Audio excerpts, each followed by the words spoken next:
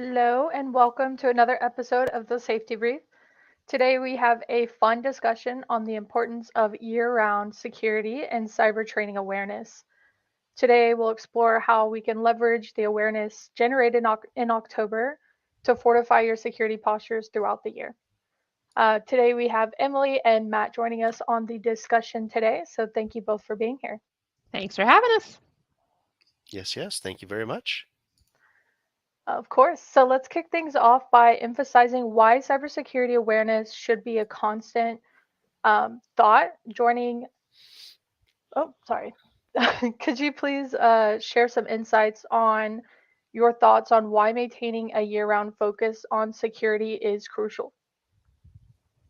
Absolutely. So, to set the stage here, for those that don't know, October is Cybersecurity Awareness Month, which is absolutely a great starting point for cybersecurity awareness. The problem is putting all of your focus in 1 month means that for the rest of the year, people tend to get a little bit lackadaisical about the whole idea.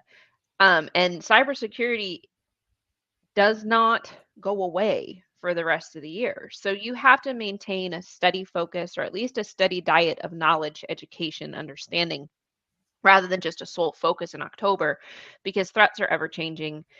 Issues are always happening.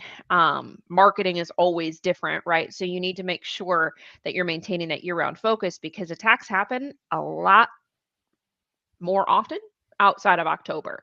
I don't know this to be an absolute fact, but I'd be willing to bet that based on the fact that threat actors know that it's Cybersecurity Awareness Month, they're probably not pushing their biggest and best at this point because they think people are much more aware and much more um, they're paying attention to it a lot more than they usually would. Whereas when they've lost interest around July or so, when everybody's out of the office anyway for vacation, that's going to be the easier time to attack, right? So if we so broadcast that we are focused on cyber in October as opposed to the rest of year round, we're really kind of setting ourselves up for failure unless we maintain that focus. Common attack times are going to be the weekend before a holiday or any time leading up to a major holiday where people are going to take mass amounts of vacation. This starts around the end of October, around Halloween, and ends about mid January. Most people will, I mean, let's be honest, quarter four is usually a dead time for most companies. I don't know what companies those are and why they have a dead time. And I'm sorry, but some of us are working all year long. So, you know, we're going to be there to make sure you're safe, even if you're not there to enjoy the fact that you're safe. Um, but that's one of the main things that you'll notice is it's not particularly that they're going to try and attack during Cybersecurity Awareness Month. Now, the other thing about that is Cybersecurity Awareness Month is fantastic if you're actually leveraging technology that does something. I've had conversations, and I made a lovely post about this. I was, talking with some people that have C's in their name as part of their role. Their stance was you can do nothing wrong by having Microsoft as your prevention or as your endpoint solution along with an EDR. Okay. Um, I've bypassed Microsoft on countless times. I did it live. Microsoft is not a security solution. They're not a prevention solution. Microsoft can't get out of their own way. They dumped 38 terabytes of internal stuff for the public. Yes, that could be as simple as doing, an invalid commit to a Git repository. But still, for somebody that claims that they are an endpoint prevention or endpoint security solution, you don't make those kinds of mistakes. Also, all we have to look at in order to say that Microsoft is not a security solution is how many vulnerabilities still exist from Internet Explorer back on Windows 3.1 or 95 or 98. Yeah, there's still stuff that's wide open from way back then. There's still stuff wide open now. I mean, it's terrible. So the bad actors, like you were saying, that they're not trying to push in October, they don't have to try. I mean, they're really not having to try at all. There's what was it? The other day we were talking about a new one that we were looking at, Iced ID. Mhm. Dude, that's been around for years. That's been prevented by us for years.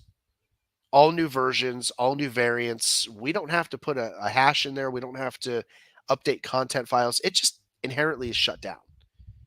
Now, our scripting engine is shutting down the other parts of their attacks with the active JavaScript that they're trying to run. No other vendors even detect it. No other vendors can prevent it. So, October, maybe Cybersecurity Awareness Month.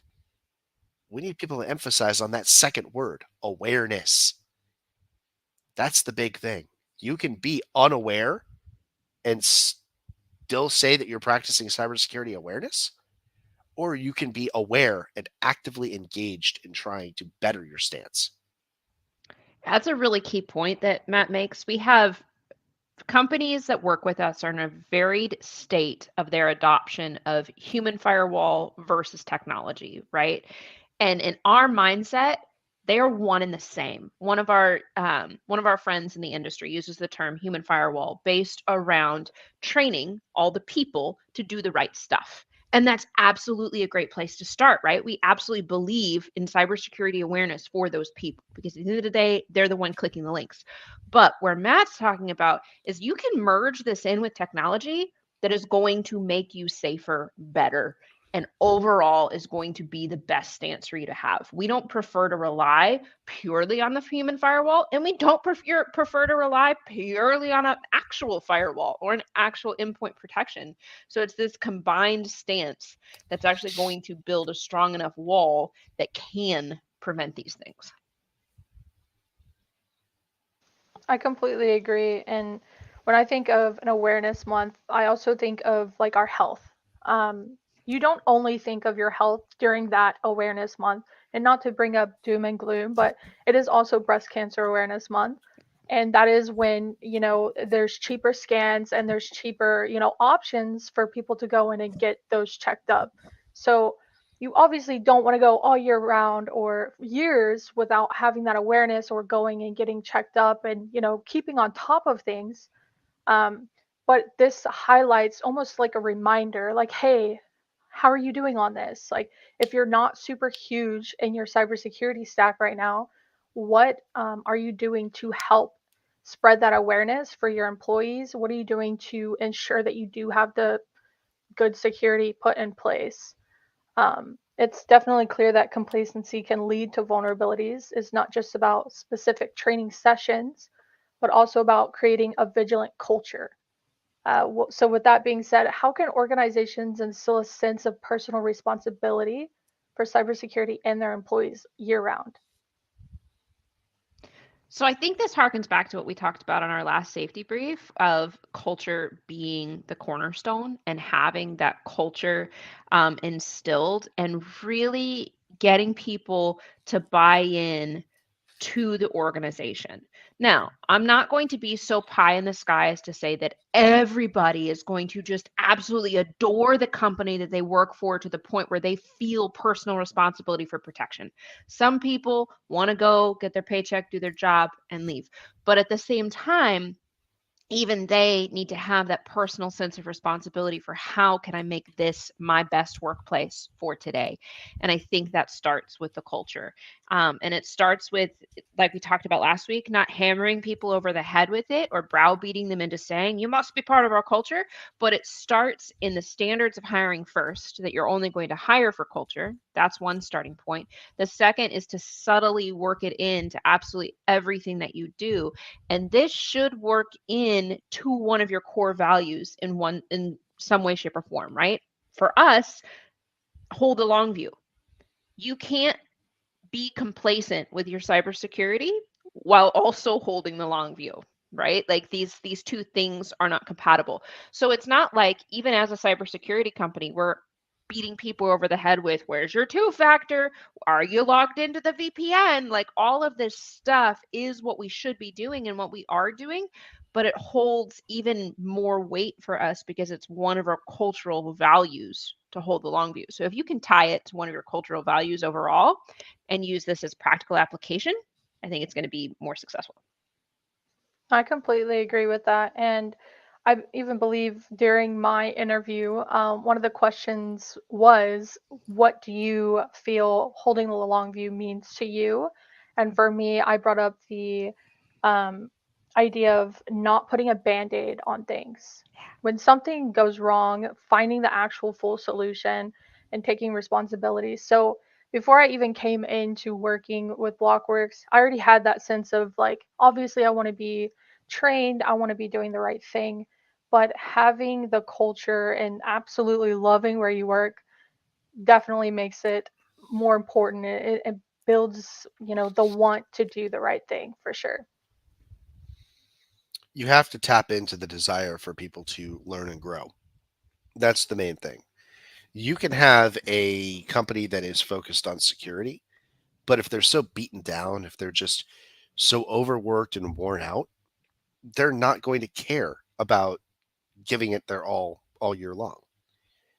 So if you can make an environment where people are learning, people are growing, people have that healthy balance between things, that's going to foster a better environment where everybody is focused and paying attention. Also helps to not tell people that you're doing a phishing test.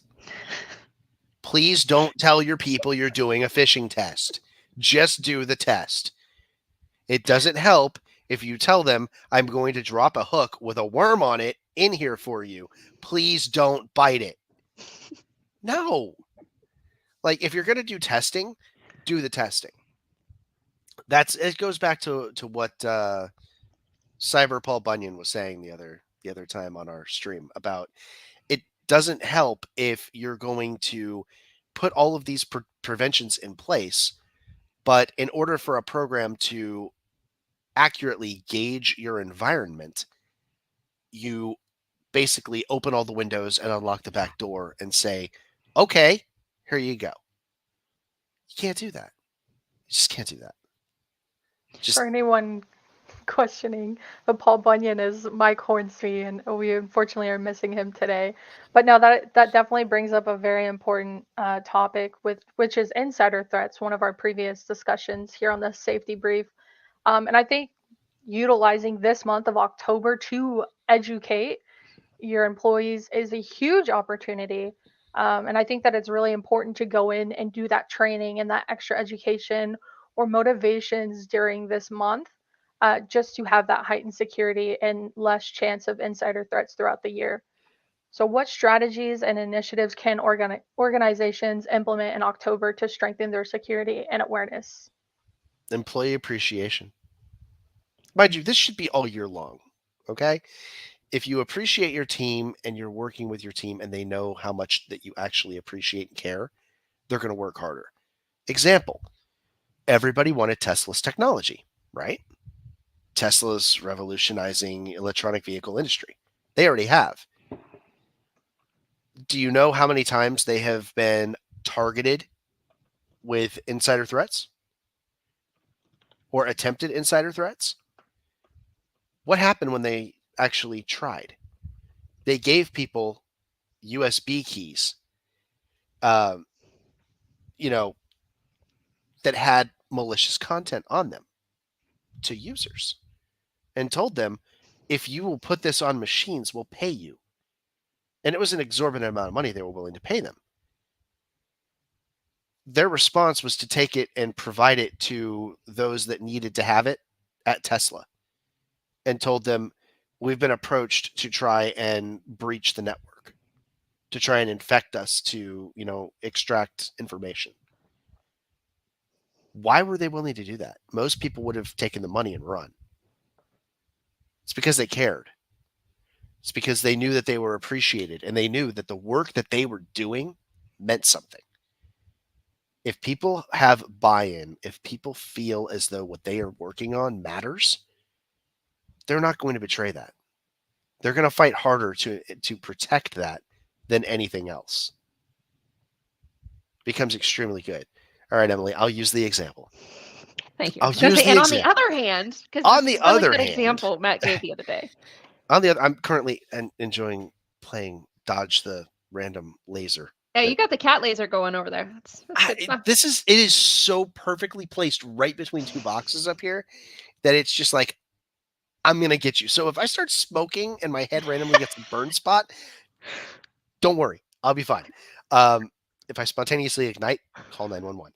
Will do. But so another thing is, and we've heard this, we've heard through quarter four into quarter one, people will, they'll be quiet and then they'll all of a sudden in quarter one, they'll come back and they'll say, well, why did this happen? Or why haven't we done this? This was critical.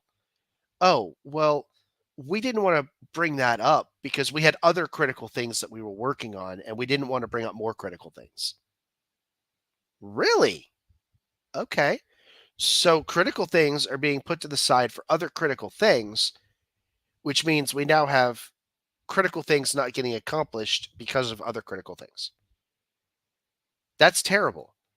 There needs to be a lot more in the form of agility at that point. I don't know whether you need to have something like Jira in place where you're able to go through and say, this is the issue, this is the issue, this is the issue, this is how much lift it's going to take.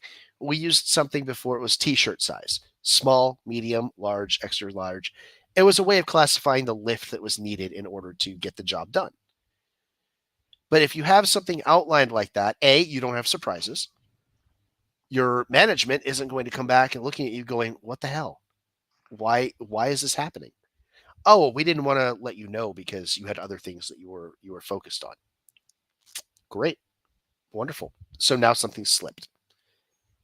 It all goes back to one of our other values. Candor. Mm-hmm. Being transparent. Knowing where things are at all times. If you're going to own something, you can't half own it. Half owning it means that it's going to be half successful. Even if it is a full-on success, I guarantee you, without the level of ownership, there were still failures that could have been avoided.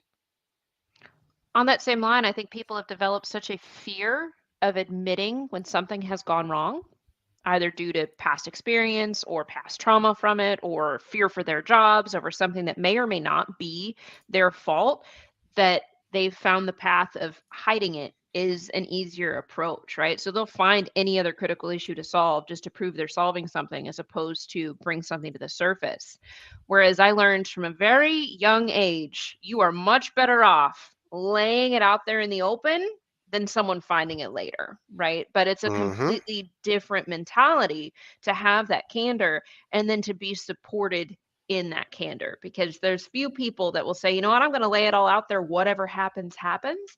But it's a lot easier to do when you have the whole team saying, okay, that issue popped up, how are we going to solve it, being that solution oriented as opposed to, well, who screwed the pooch on that one? It's a completely different mentality that I don't think a lot of organizations have.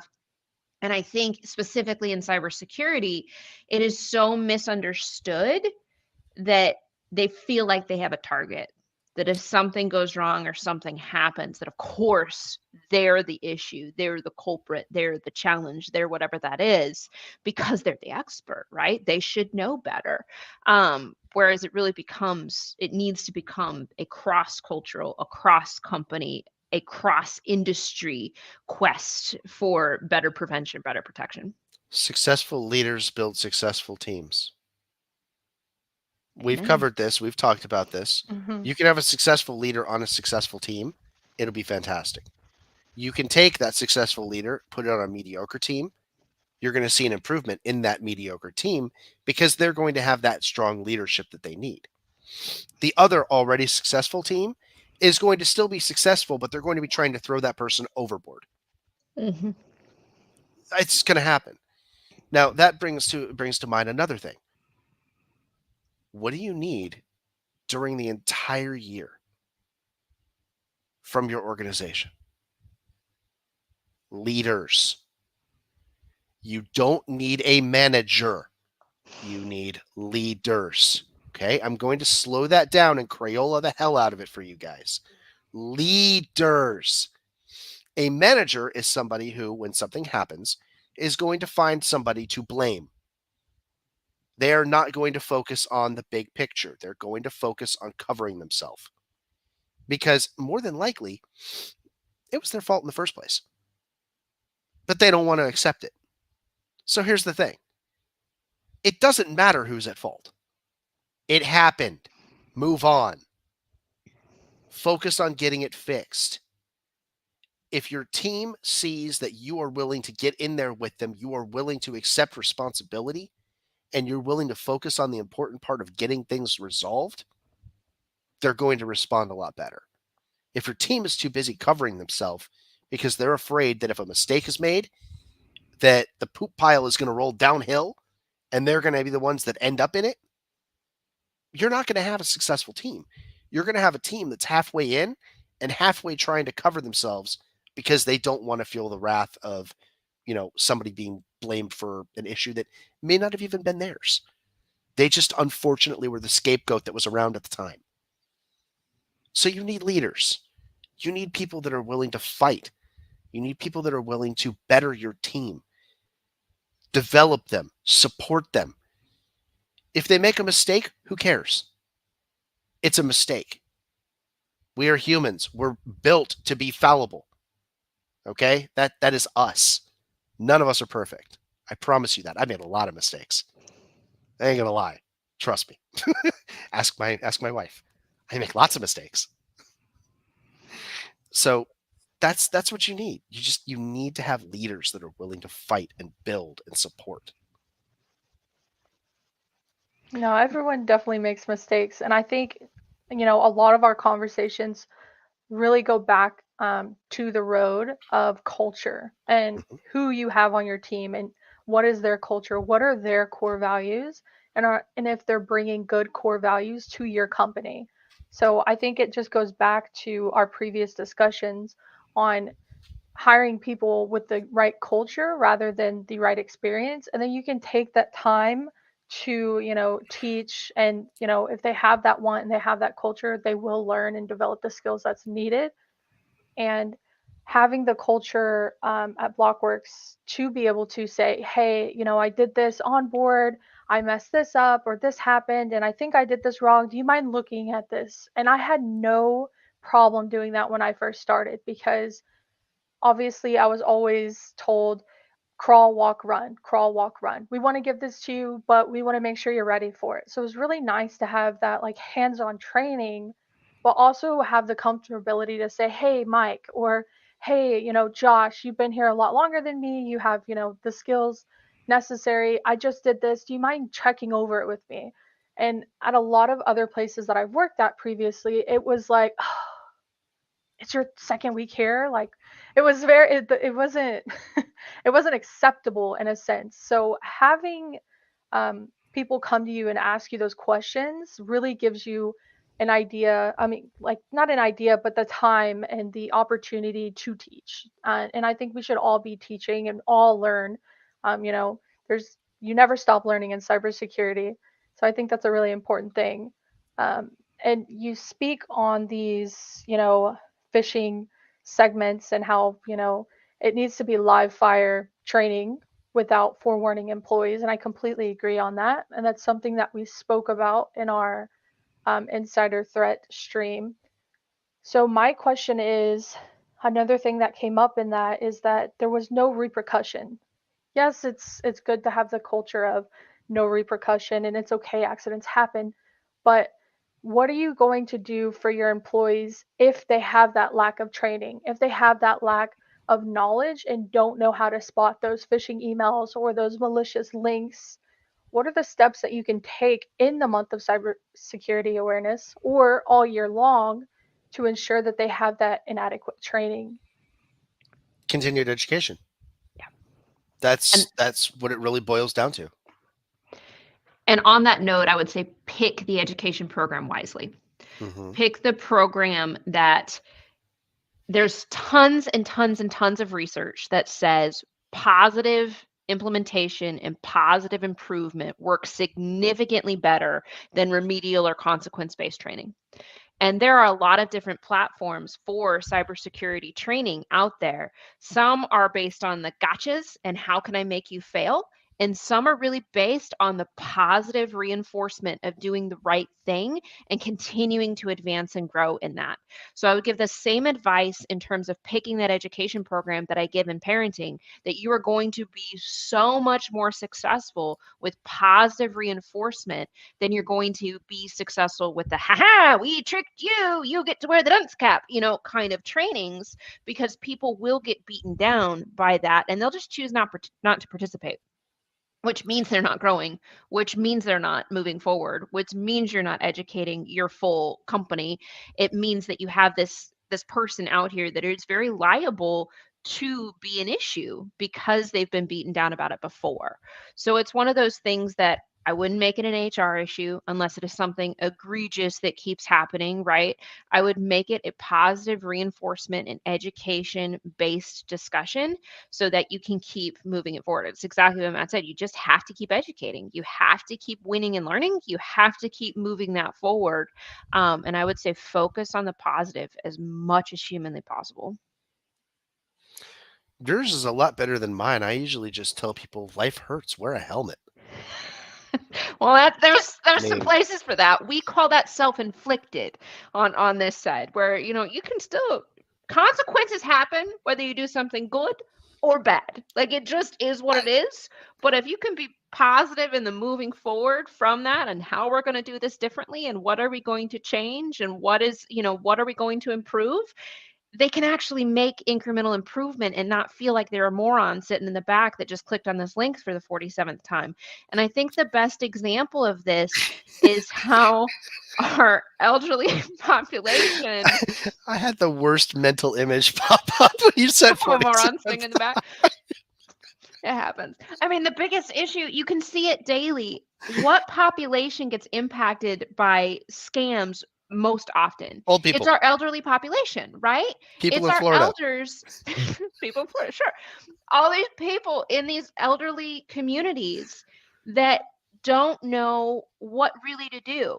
And unfortunately, when something goes wrong and they do get scammed, the younger person that has to follow up and try to fix that for them inadvertently shames them. No, So then they're sitting there that is feeling true. like That is it true. it It's happened. So then terrible. they're I've seen that happen, and it drives me insane all the time. and it's hard not to, right? Where you're sitting there like, Mom, really? Really? Did you? And it's not really my mom, it's my grandmother. Really? Really? Did you click on that? Really? But then you're sitting there thinking, you're like, you know what? When this woman was born in 1935, they had no concept of what technology today was going to look like and be. And Exactly. the world has changed so much that we have no right to shame the people that taught us how to use a spoon because they clicked the wrong link, right? We just need to reteach. I have both sides of that. So my mom, she was never very, or she, okay, I can't really say she wasn't technical. She did mainframe programming, so you know In modern technical terms. Okay. she did punch cards and stuff like that. So yeah, I mean, she had an understanding of tech, but as things advanced, it went well beyond what her capabilities were very quickly. Yep. Now, mind you, she had me to try and or to basically keep her safe while I was at home. Once I moved out and I wasn't there all the time, there wasn't anybody to keep her from herself. So the first couple times she'd click something and, I'm like, no, mom, the Nigerian prince is not waiting for you to reach out to him because he's going to give you money. That's not going to happen. So we would have those conversations. Now, because I've spent the time, I've explained things in a positive way, she'll actually come over and say, "Look at this idiot that tried to message me." I'm like, "What'd you do?" "Well, I went to the website and validated that the phone number is not actually on their website as a contact number." I'm like, "Oh, okay. What happened then?" "Oh, I called them and played along until I annoyed them to the point that they gave up." I'm like, "I'm both terrified and impressed. I've turned you into me. That's There you go. scary." The And then on training the took opposite hold. end of the spectrum, you have my dad, where phones started getting too smart. He looked at it and even took his flip phone and threw it across the room and said, "You know what? It's too smart. I don't want it." I'm like, "Dude, it's a flip phone. It's about as smart as an easy bake oven." And he's just like, nope, I'm done. It's like, all right, I'm good with that. And We're that's fine. one method, right? The safest place you can be on technology is not on technology, Yeah. right? Like that is there is legitimacy in that. But what's also interesting, you taught your mom when it was the Nigerian prince reaching out. Now it's fake USPS and Oh fake yeah, Amazon. And people that they do interact with on a day-to-day basis. And you and the I are sitting there bank. thinking, of course, yeah, the banks. Of course The the bank Nigerian is prince is not going to reach out hilarious to us, too. but the bank will, right? The And bank USPS tried. will. And yep, They it's tried with me. So my daughter was with me, and I laughed so hard when they did this because I put it on speakerphone, and they said we're calling because we need to make sure that you're making this payment or this transaction. And I'm like, oh okay, uh sure. What's the card number that you're saying the transaction's going through on? Oh well, we need you to give us that information, dude. You're the bank. You should have that information. mhm. Oh, well, it's on this card. Oh, okay. Okay. Great. Yeah, that card was canceled 5 years ago. Well, that's why we're calling you because it's suspicious that a transaction's going through on that card. I'm like, it was canceled 5 years ago. There cannot be a transaction. It will automatically decline. And the guy basically comes back and was like, dude, you're trying to scam me. It's pathetic. Just cut it. And he goes, I think you're the scammer. I'm like, well, I that's can't be officially if you a play your new cards method. right. And I was like, dude, come on, just admit it. He goes, yes, I'm the scammer. Now give me the card number. I'm like, Does that work for you? I Wasn't I that usually a tactic that I officially tweaked you to the point that you've just given up the entire facade. That has never happened before. But okay. My daughter, mind you, is sitting there laughing the whole time. She's like, do you do this to them all the time? I'm like, oh yes. It reminds me of a segment I like to watch on YouTube where it's, a hacker hacking the hackers, or, someone will spam call and he will hack them and, take away all their files, hold them for ransom. And then of course they're mad, like, give me back my files. You're scamming me. It's like, no, I think you tried to scam me. Call them with like a voice changer. It's hilarious. I'll have I to yeah, see what the there's actual name is, but it's pretty good. the guy Um, actually gets into their camera systems as well and records video of them freaking out when he starts taking over their stuff. It's so adorable to watch because there's just something cathartic about watching the scammer get scammed. yeah. it feels like justice. It's It really today's does. Robin Hood. Like there It is yeah. justice in that, it feels like. I mean, the dude just needs So to be sitting there with a hoodie on going, "I'm Batman." And I would be okay with that. Like, So we do have a question from James Martin. He would like to know if we have any recommendations for the Blockworks partners for the month of cybersecurity awareness. Absolutely. Okay, so you're speaking to the marketing team of Blockworks today, and Elizabeth and myself. So, James, thank you for your question. Elizabeth has made some fabulous graphics that we've already put on LinkedIn that you are welcome to use for your partners. You are welcome to pass that on. You are welcome to move that forward. There are also 2 blogs that she utilized that you could brand as your own as well. So, Elizabeth has put quite a bit of work into that. We are still putting together some 6-month roadmaps that we will be rolling out before the end of this month as our gift to partners. In terms of what we think you should implement moving forward. So we have a few of those resources. Absolutely, what we think you should do is utilize October, this Cybersecurity Awareness Month, as a kickoff for your awareness campaign for the next 12 months, right? So use this month to kick it off and then have little reminders over the course of the next 12 months. Maybe the reminder is a lunch and learn. Maybe a reminder is some cool tchotchke that you send. Maybe a reminder is you have Blockworks contribute to said lunch and learn. Maybe you think one of these live streams is valuable enough that you pass it on and have your individual groups work on it. Maybe you partner with another organization that does solid cybersecurity awareness training. We have a couple that we have utilized or know of. They are not sponsors, so to speak, of the podcast, but will help you out in terms of their names. Breach Secure Now is one that they use the human firewall name quite a bit.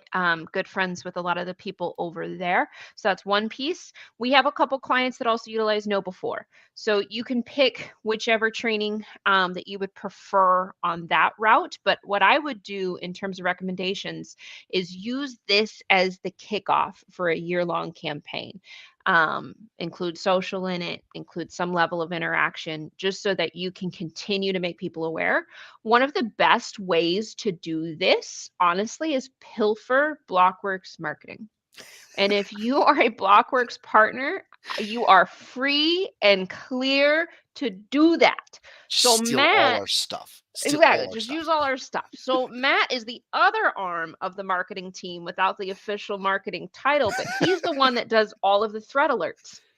So anytime there's a threat alert that comes out, we try to write those in such a way that it's relevant for the MSP, but can also be relevant for your end user. So if you feel like that's something that needs to be passed on, go for it. Also note that in those threat alerts, we put you are protected if you are a Blockworks partner. So you very well could put you are protected as an XYZ MSP customer, right? To make sure that they're not freaking out that you're suddenly sending all these threat alerts. Like that is something very, very valid for you to do. Continuous reminders. The other way is, if you really wanted to go whole hog on this and make it the annual campaign, is next year, your marketing theme for each month is a different kind of threat. And you build out that threat library, so to speak, with your emails, with your blogs, with that communication. So, for example, January, you decide to focus on phishing. February, you decide to focus on ransomware. March, you decide to focus on insider threats. April, you decide to focus on Social engineering. Thank you. Social engineering, right? You get the idea. So you focus on a particular threat for that month. That maintains your awareness throughout the year and also gives you something really solid to build your communication and your content on. So you're not sitting there at the beginning of the month thinking, well, what do I want to write about today? It maintains that relevant focus. One thing that I would suggest, and this is just because I'm the nerd in the room, so I'll throw it out there. Efficacy testing, just do as much as you can. So it's not just an October thing. Validate your stack repeatedly throughout the year. A lot of people make the mistake and they say, oh, well, let's get a program. It'll tell us if everything's okay. All right, wonderful. How much research have you done on that program? How much do you know about how it operates? Did you know that a lot of these programs operate in a sandbox, which makes it look as though your stack is substantially less capable than it actually is because it's operating in a way that the stack can't actually integrate with?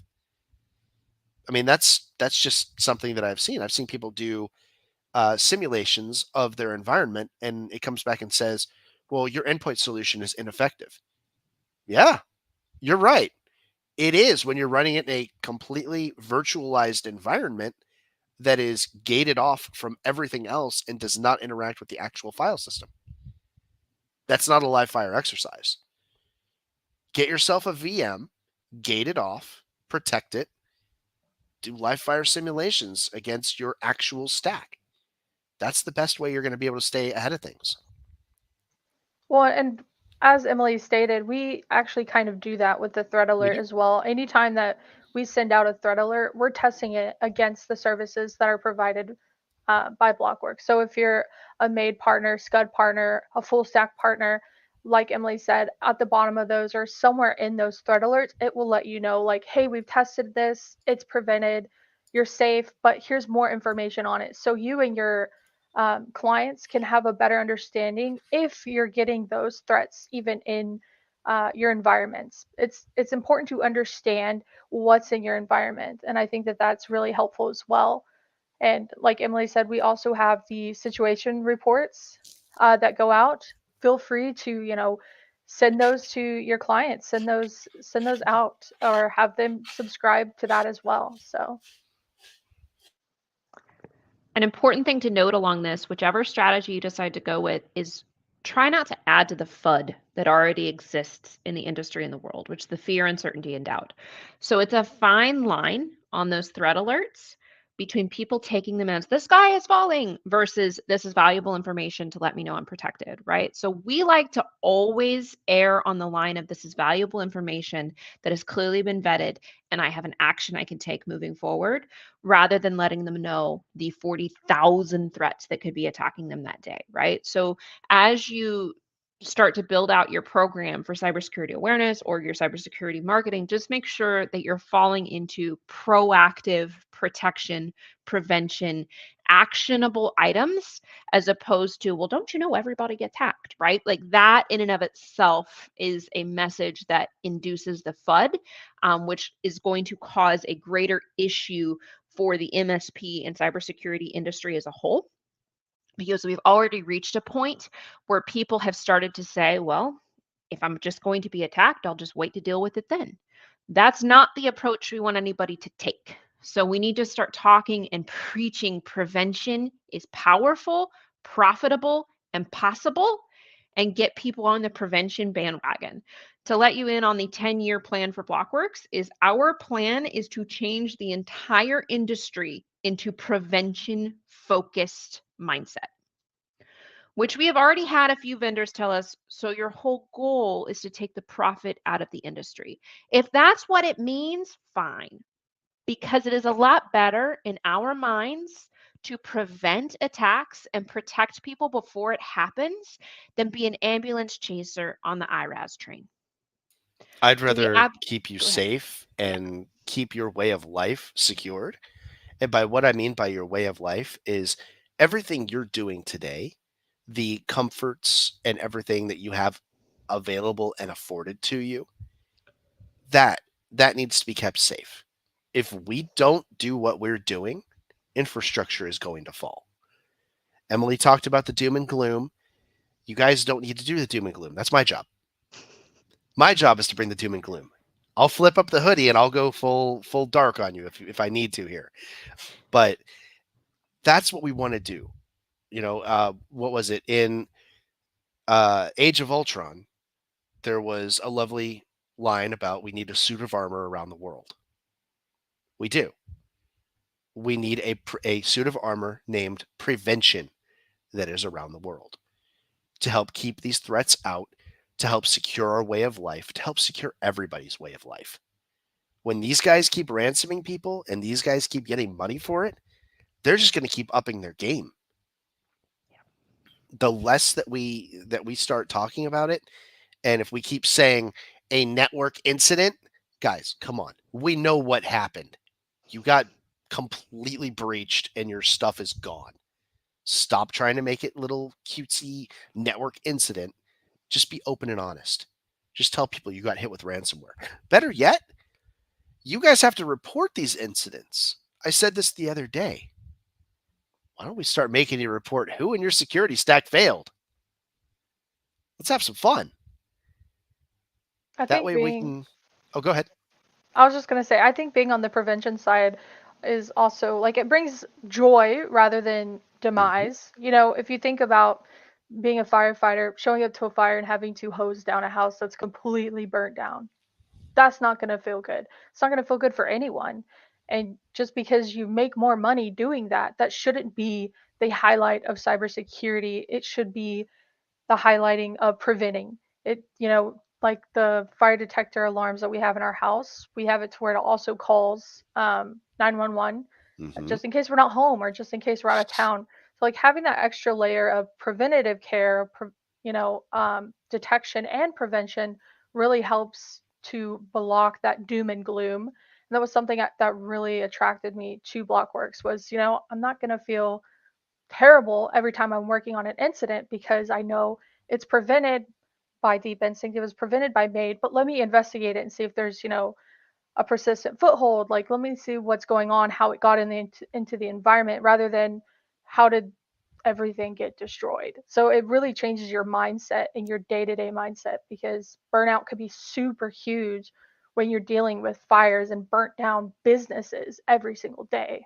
Permission to touch on that for a moment? Of course. So, prevention, detection, they don't have to be on their own islands. This isn't off of Alaska where you have one island is Russian and one island is the US. Okay, there can be a land bridge between the two of them at all times. They can work together. In fact, they should work together. Now, I'm not going to name names because that wouldn't be helpful, but I'm going to say this. Having prevention, and if you say you have another solution that is mostly detection based and it reports on something, that doesn't mean your prevention failed. That means it wasn't something that needed to be prevented. There are things out there called lull bins, living off the land binaries. A lot of those can be used in precursors to try and gain a foothold. A lot of people look for those items. They're not inherently malicious. They shouldn't be prevented. A lot of them are provided by Microsoft. Go figure. The security company doing their thing. Way to go, guys. But it doesn't help when, the prevention doesn't kick off, but the detection does. And then people start comparing, saying, well, this detected it, but this didn't do anything. Do you know why? Do you know the reasoning behind that? Or is it just this no detect this bad, this detect this good? It's not that simple. There's so many other things on the back end that you have to look at. That's why you need to have a SOC on your side that's able to go through and do those investigations. That's why one of our new technologies has the capability of detecting those lull bins, but not providing you a large scale notification. It allows us to do research on the back end, figure out if it's actually something we should be worried about. And if it is, we can take care of it. Not a big deal. But in the event that somebody tries to leverage those lull bins, you have a prevention solution in place that's going to shut it down anyways, if it gets to the point that it needs to be shut down. So there can be harmony. They can coexist, dogs and cats living together. It's pandemonium. Rob explained this in a very interesting way last week that made sense to me. So I think it'll make sense to some others out there that may be of the less technical mindset. Our prevention solution goes last in line among all of your other solutions. We let them play in the sandbox first, and we are the last stalwart line of defense. So essentially, if you're seeing something pop up on one of your other solutions, it doesn't mean that we didn't see it. It doesn't mean that we didn't act on it. So, really, if you're thinking about it, anything that gets to our solution, our prevention based solutions, means it got through everything else. So, we are standing there as that sole last protector because something got all the way through your other myriad or one or two or 12, it doesn't matter, solutions that you have on deck. So it's extremely important, like Matt said, you can have harmony within this. You can have multiple tools. We just launched Made plus EDR, our own solution in there. We don't say detection and response is not worthwhile, right? There is value there, but it's a matter of building your stack in such a way that you can prevent and that you can have awareness of what's going on. I want to step it back to the fire thing again. With all the solutions, sun's Fire, in my eyes. fire. I'm thinking about fire today. Um, even though that you have protection in place, even though that you have, detection in place, it doesn't mean you're going to leave a candle on when you leave the house. It doesn't Right. mean you're going to leave the stove or oven on all night long because I have protection. It's okay. I'm still I going to can't have say that it with you right now. awareness. I'm still going to have that awareness. I'm still going to have that want to check and make sure that my environment is okay. And that should be the same mindset that you have in cybersecurity year round. You have the protection, you have the detection, but you should still have that awareness put in place. You The should human still be, validation. yes, Yeah. that human validation, which was a huge topic in our AI segment, which was one of our previous episodes.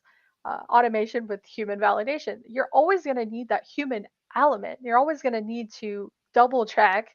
And I don't know how many times I've left the house and came back to make sure that I blew out that candle that I had on earlier that morning that out of, wanting to make sure. And that should be a heightened want, even in cybersecurity, with the prevention in place. Even if you are a Blockworks partner, you should want to go and look in your, um, portals and see what's going on. You should have that awareness.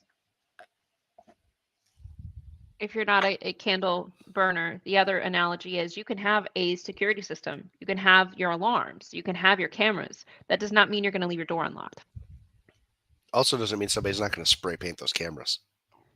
Just Thank throw you that out there. for that. You're welcome. But yes, that is very true. That is true. Or just I'd put a like to glove take it to a over it. completely Yeah. different and weird level, Hey, you're thinking like a hacker. It's all good. It's all good. What are you chewing on? Well, I just want to say thank you to James Martin for bringing up that discussion as well. Kind of got off topic there, but I think that was a great discussion that we had. So that brings us to the end of today's episode. A huge thank you to Emily and Mike for joining and sharing your invaluable insights as always. Also, if you prefer an audio only version of the safety brief, we're excited to announce that we're now converting all of our episodes into podcast segments. As of right now, you can find us on Spotify, Pandora, iHeartRadio, and various other platforms. Also, stay tuned for the official Blockworks link to the safety brief, where you can find a comprehensive list of all the places to catch our past and upcoming discussions. Thank you so much. Alrighty. Well, keep in mind that vigilance isn't limited to just this month. It's a daily commitment, so stay frosty and stay secure. Thank you guys so much for watching.